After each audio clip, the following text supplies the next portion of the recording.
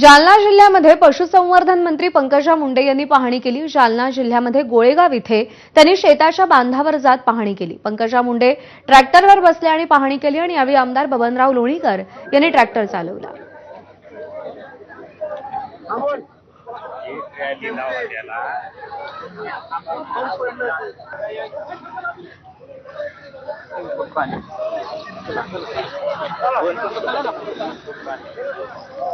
पण आता ह्या गावाची जी परिस्थिती अशी अनेक गावांची असेल, त्यासाठी या गावांचं पुनर्वसन करण्याच्या संदर्भामध्ये नक्कीच मी वित्तमंत्री आणि मुख्यमंत्र्यांना निवेदन करेन आणि नक्कीच ते करूनही आणेन, कारण असे अनेक गावं असतील यांचा एक प्रश्न मार्गी लावला तर ते कायमस्वरूपी त्यांचं पुनर्वसन होईल आणि धोक्यामध्ये गाव भविष्यामध्ये कधी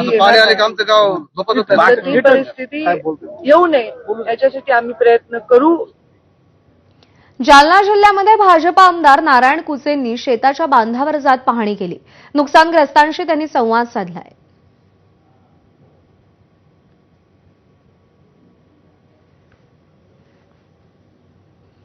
त्यामुळे आता विविध आमदार, नेते, मंत्री शेतकऱ्यांच्या बांधावर जाऊन पाहणी करतायत।